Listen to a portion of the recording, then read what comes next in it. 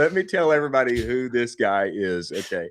He is the story and the embodiment of everything that we want, okay, for Gen Z, the next generation inside of America. What do I mean? He was doing great in school. He noticed an opportunity in the market. He pulled himself up by his bootstraps and he figured out a way to make a widget that everybody at his college wanted. And now that thing is running wild all across the nation. We're going to bring him in here to talk about it. Everybody, welcome to the show, Carter Quo, founder of Concho. Get in here, Carter.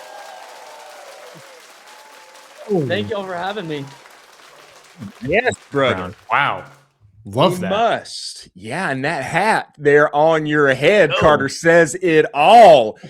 Concho and Miller Lite, new collab that has just come out. I want to get to that and talk about that. But before we get there, Carter, you've got to give our audience some background on you. Give us the origin story of how Concho came to be. What did that look like? How'd you get the licenses? What you guys ended up doing with hats, etc. Give us some background on that. No, I'd love to share. I'll kind of give a 10,000 foot view and try to share the key points just to give some more info. So I've got one partner in the business, in Sheen. We started Concho when we were juniors at Texas A&M, and really we didn't know a lot, frankly, and we've learned a lot along the way. But when we first started out, we were just frustrated with Texas A&M. We were juniors, and there wasn't a hat at the bookstore we'd buy. There wasn't a hat online that we would buy. There wasn't a hat at any local. And so we were like, let's just set out and 450 hats, and surely by the time we graduate, we can get rid of all of these. And so we did it, and we put them online so that we could sell them to our friends, and then people we didn't know started buying them. And we quickly realized there's actually probably something here. We need to take a few steps back and do this correctly. And so that's what we did. We solidified, like we were not like buttoned up tight from the beginning. Above board. After a month of selling hats, we were like, okay, let's like backtrack, set up everything correctly as much as we knew or could learn. And then started from there. So that was, September of 2022, we started selling hats. And it wasn't until January of 2024 that we got an official license with Texas A&M. So in that 1.5 year period, operated with what's called a direct license. It's designed for crafters, artists, people that use Texas A&M IP in more artistic ways, but they allowed us to utilize it for that year, ultimately to prove ourselves, because their whole thing was like, we're not going to give you a real license. You're just 2 college students. Like, what do you know? And so we used that license for 1.5 years until we were finally able to convince Texas A&M to give us a real license through the collegiate licensing company. And we can get into all the licensing logistics and stuff like that. But that license kind of unlocked a lot for us, because we became officially licensed at Texas A&M. We could now sell to retailers as well as selling online. But we also had an avenue to go directly apply to universities across Texas and across the country, which we hadn't had before. And so that was after, in January of 2024, we'd in a lot of ways proven our success at Texas A&M, proof of concept. And at that point, we realized we wanted to go do it farther. And so we started in Texas. We got licensed at, I believe the first schools were Texas Tech, TCU, SMU, and then like shortly after LSU and Mississippi State. And that was awesome. And the concept continued to work. And then we ran into some hurdles, which we can talk as much or as little as y'all like, but licensing is hard. And for a while there, we were struggling with it, because what each one of these schools wants is they want you to be different. They want you to present a different product that doesn't maybe take revenue from other license holders, but actually creates new revenue for the school. And so when we go to a new school, we have to prove we're not just taking existing licensee revenue, we're actually creating new revenue. And so what we tell these schools is we're selling a unique product, unstructured 5-panel rope hat, and we're doing it in a unique channel. So we're doing 95% direct to consumer, which in the collegiate licensing headwear industry is actually pretty unique. Like most of the brands that are competitors or like-minded companies in the space are products through largely brick and mortar stores, and they do have a D2C presence, but it's not where their bread and butter is. And so arguing there's actually a lot of white space in that channel. What I love about this is that the founder of Muggsy Jeans just yesterday said that every white boy's dream is to have a hat company and sell them on the internet. And you are doing it. You're living it out. You're living my dream. It's hard. How many schools are you in now? How many schools are you guys selling? Are you repping, etc.? Last year we were selling like through 2025. By the end of 2025, we finished selling 7 schools. But over the last 6 months, we've been able to work with some licensing consultants, 2 great guys that basically have a lot of relationships in the industry and the know-how and the will do to make it happen. And so they've helped us grow tremendously. And right now, I think we're sitting at like 51 licenses. So incredible, man. There's in the next 3 to 4 months, there's a lot that will be rolling out. Like I think on the website right now, we're only selling 17 schools. And so that's all of those are in design or production and will be rolled out starting this week. I think this week we're launching Baylor, I believe. And then over the next 3 to 4 months, we'll be launching over 30, 40 schools. Don't sleep on Carter Quo and Jackson Sheen, baby. Don't sleep on them. It's great. Go ahead, Colin. Carter, could you talk a little bit about that licensing process? Because it is so intimidating to anyone listening. It just sounds so intimidating. Like totally. I have to, as the brand founder, approach this behemoth powerhouse university. And I just imagine that they're going to come to me and just pat me on the head and say, great job, get out of here. We have $1 billion endowment. We do not care about you. Right. Can you talk us through that conversation and how you're going about that? Yeah. So much of it is about product distinction and product differentiation, because if I came in with a product that has never been collegiately licensed, so take, for example, a company that I've worked a lot with in the past, the Pecos Table. If I went to Texas A&M and said, hey, we want to put A&M's logo on the page, in their eyes, that's a completely unique product that nobody has ever put collegiate marks on before. So by me putting a collegiate mark on the Pecos Table, they're seeing completely new royalty revenue that they never would have seen if Pecos never licensed with that school. As a hat company, I go in and I'm like, well, we have different product and different channel, and we want to sell hats with Texas A&M IP on it. Their response is, well, existing headwear licensees, you're just going to take revenue from other people. And so what you have to prove is that your product is different in some way. And sometimes it's a difference, and sometimes it's, the more clear it is, the easier it is for licensing. I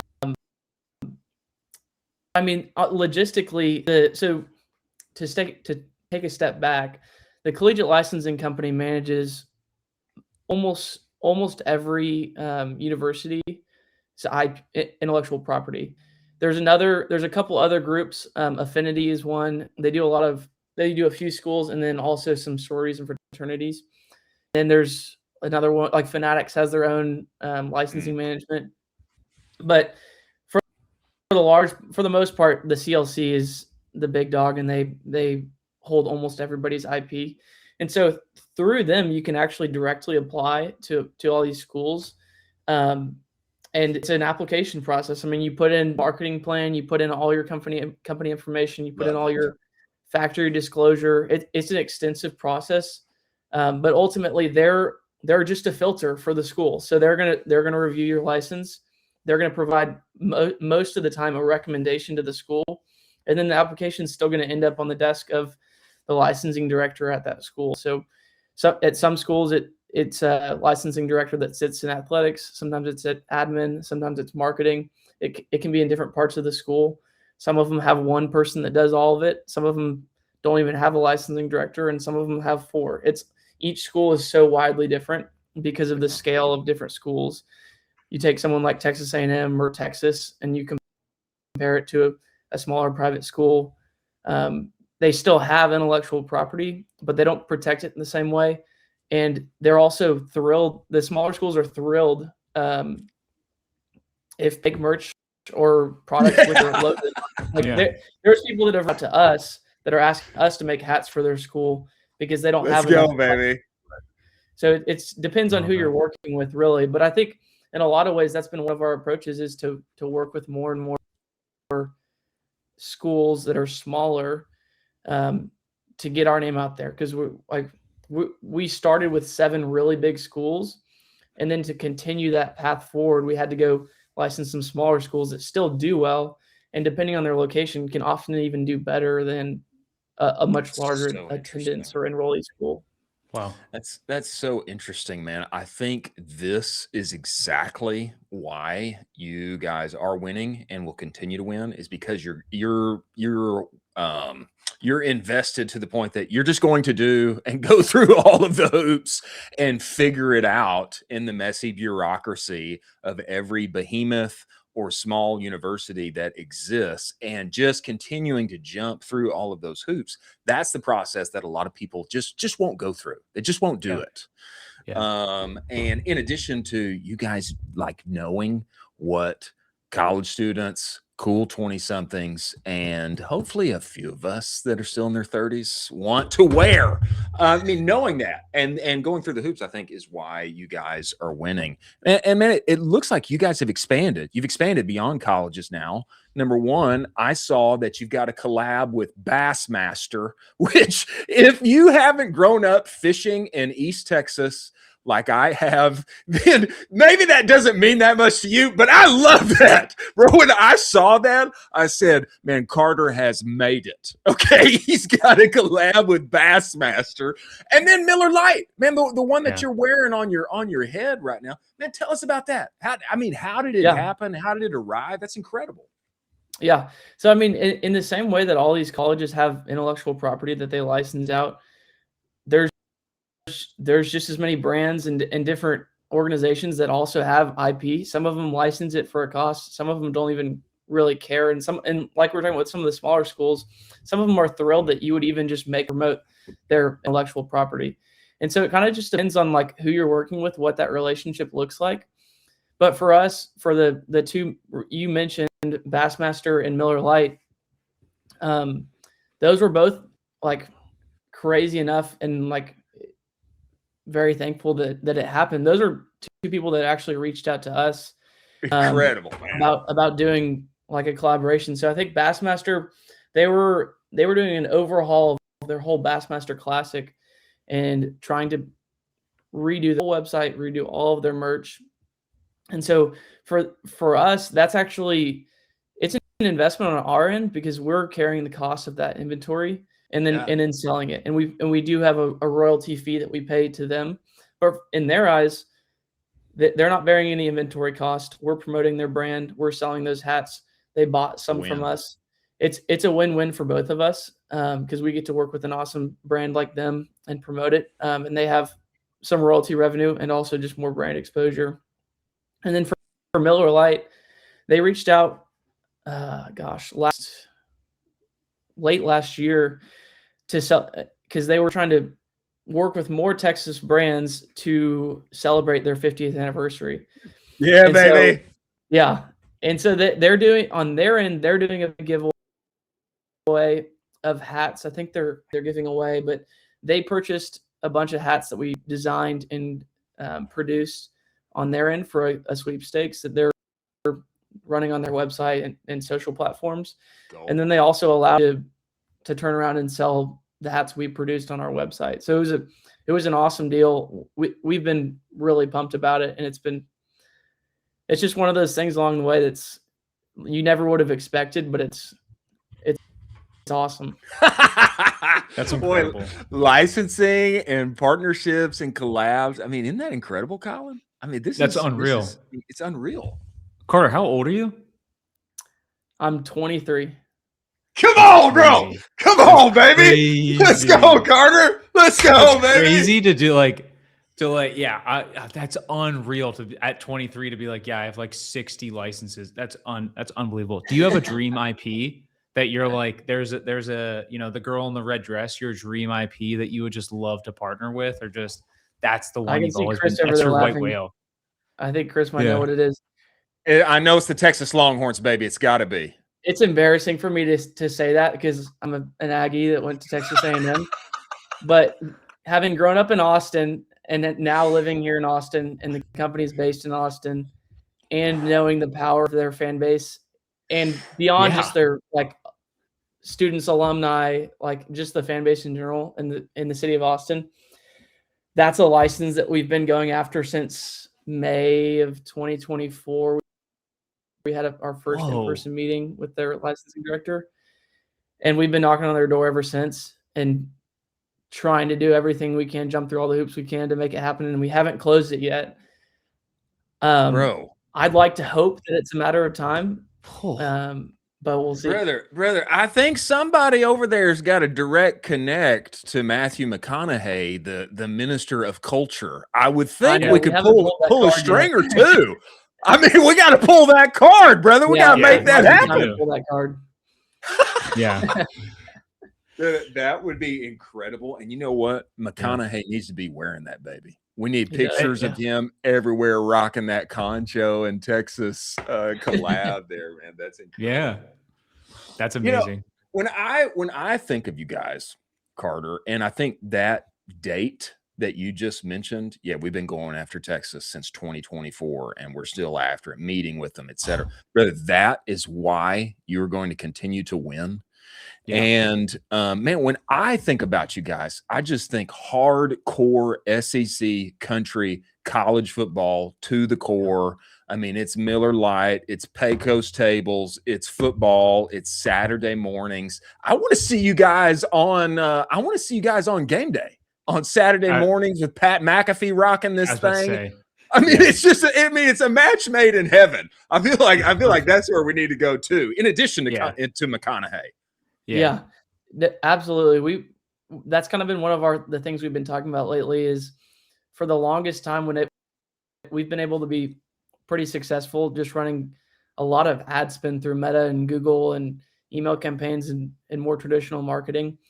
But as we grow different schools and have a lot more reach to schools that we don't actually have as much presence at, it's going to become more and more important for us to have that community marketing aspect of people in that town, at that school, representing the brand, wearing those hats, whether it's a Instagram ambassador or it's somebody on TV or it's just people on the football team or just having more people at college town representing the brand. It's going to become wildly more important. So it's something we've been talking a lot about and trying to game plan and figure out what the best approach is. But that is absolutely a large part of our game plan this year. Have you kind of jumped over that where you're now approaching potential athletes inside of the schools themselves? Because I kind of see that as the natural progression of this, where you bake out a really amazing partnership with Texas A&M, and then it's all of a sudden you got Texas A&M's quarterback rocking your hat. Is this something you're trying to go after, or have there been some people that have maybe slid into your DMs that are like, hey, I'd really love to be an ambassador or an influencer for you?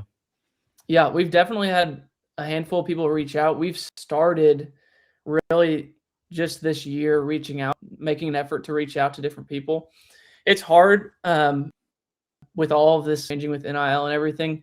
We haven't done anything specifically under NIL just because of all the hoops and different things that you jump through, and a lot of times the cost. Like if you're working with an agency or Learfield or somebody like that, a lot of times it gets expensive quick. Yeah. And so what we've been doing a lot of is just seeding products. It's like a no obligation, like, hey, here's our product. Let's send it to you. And if you love it, like, you can wear it. And that's a win for us. And if you actually do wear it, then let's talk about something more than that. Because we don't just want to work with people that they're gonna put it on their Instagram and because we pay them. Like, I would rather work with less people that love our product and actually wear it and represent us, and we may have some sort of relationship where we're sponsoring that. But I want to work with people who actually care about the product more than just because we're paying them, if that makes sense. Carter, I want to work for you, brother. I mean, I love this energy and tenacity, cool and calm on the surface, but just, continually going doggedly underneath the surface. Golly, man. If I could buy Concho stock, I'd put every dollar I had into it. I know I said that about Laurel's coffee yesterday too. It's true. And that still holds true. It's true. But, this is a compelling story, man. And you got numbers behind it and processes. Go ahead. I was just going to say too, you could totally see this fit into that game day fit. You know what I'm talking about, Chris, where the guys are rolling up. And then ESPN takes all the photos of the cool guys that roll up. I was never one of those cool guys, full disclosure. That's not true. That's not true. Cool guys rolling up. You got the Joe Burrows of the world pulling up into LSU, and he's got the cool hat and he's got the cool swag. I could totally see this just fitting perfectly into that, which is, nothing but amazing for you. Carter, I know that I have said this before. I'm sure I've said this before, but I mean it so much again. Brother, anything that you need, brother, I want to help you with. I do. Yeah. And I know that, and I know there's probably very few things that you need, but there's probably a lot. I think this is a rocket. This is a rocket. There are very few things that men love and will continually buy and buy again. And one of them is hats. That's one of the things that every man that in existence loves. And man, especially for this geographic area, the people that you're working with, the brands that you're partnering with, man, your focus, your success, and then continuing to play that out on more and more campuses. And I just think that this thing is bound to go nationwide. Eventually it's going to dominate SEC country. It's going to make its way up through the ACC on the coast, and then it'll be all over the Big Ten too. I think that this thing is destined to happen. Am I wrong, Colin? No, absolutely. And when you have UNC hats, send them over to me because I'll be ready to rock it. We haven't licensed UNC yet. I know. I hope they're nice to work with. Yeah, I hope they're nice to work with. Carter, man, we appreciate you coming to the show. We look forward to having you back. And did I invite you to this dinner that we're holding? I think that I did. You did. I think I'm gonna be able to make it. Yeah. Okay. Yeah. Okay. We look forward to having you and hanging out. We'll see you in person, my friend. Thanks for coming to the show. We appreciate you, brother. Awesome. Thank y'all so much.